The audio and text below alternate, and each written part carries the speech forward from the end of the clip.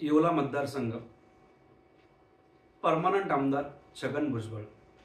फेसबुकला 1,12,000 फॉलोअर्स तर इंस्टाग्रामला 1,35,000 फॉलोअर्स।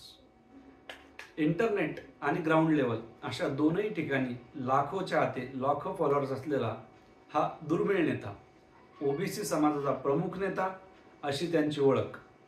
आजवर त्यांनी अनेक निवडणुका जिंकल्या, लढवल्या।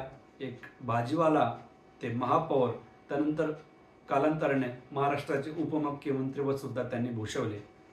2004, 2009, 2014 आणि 2019 अशी 4 पंचवार्षिक म्हणजे 2 दशके त्यांनी येवल्यावर राज्य केलं। त्यांना येवला मतदारसंघ अतिशय प्रिय व येवला मतदारसंघाला सुद्धा भुजबळ अतिशय प्रिय आहेत। जशी शरद पवारांची बारामती मतदारसंघ आहे, तसा 2004 पासून छगन भुजबळांना येवला हा मतदारसंघ आहे। भुजबळांची बारामती म्हणजे येवला, तिथे त्यांना मागच्या 4 पंचवार्षिकमध्ये एकदाही पराभव बघायला मिळालेला नाही। त्यांच्या ओटीमध्ये त्यांच्या भरभरून मतदारांनी मत टाकलेले आहेत। पण यावेळेस चित्र थोडं वेगळं का असू शकते, तर त्याची 2 कारणे। एक, शरद पवार सोबत त्यांची तुटलेली पार्टनरशिप आणि दुसरी गोष्ट मनोज जरांगे पाटील आणि छगनराव भुजबळ यांच्यात झालेली शाब्दिक चकमक। पूर्ण महाराष्ट्राने ती बघितलेली आहे। प्रत्येक युद्धाचे काही फायदे आणि तोटे सुद्धा असतात।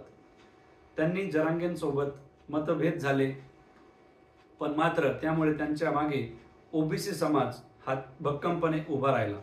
या निवडणुकीमध्ये सुद्धा ओबीसी समाज त्यांच्या मागे नक्कीच भक्कमपणे उभा असणार आहे।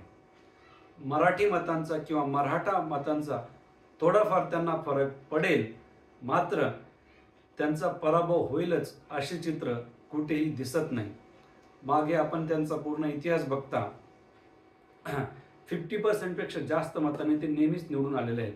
त्यामुळे थोडा फटका पडेल, पण पूर्णच मराठा समाज त्यांच्या विरोधामध्ये आहे हेही चित्र खरं नाही। किमान येवल्यामध्ये त्यांना इतर समाजातील मते सुद्धा चांगल्या प्रकारे मिळत आलेली आहे आणि मिळणार आहे। अट एकच, भुजबळांनी त्यांचं वय बघता निवडणुकीतून माघार घेऊ नये।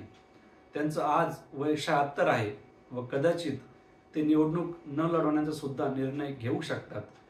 जर ते निवडणूक त्यांनी लढवली तर मनोज जरांगेंची सभा सुद्धा तिथे होऊ शकते, ही शक्यता आपण नाकारू शकत नाही। वास्तविक मनोज जरांगे यांना छगन भुजबळ यांना ही निवडणूक बाकी निवडणुकांपेक्षा थोडी जड जाऊ शकते जर जरांगेंची सभा झाली तर, पण मात्र पराभव त्यांचा आम्हाला होताना दिसत नाही, हेही तितकेच खरे।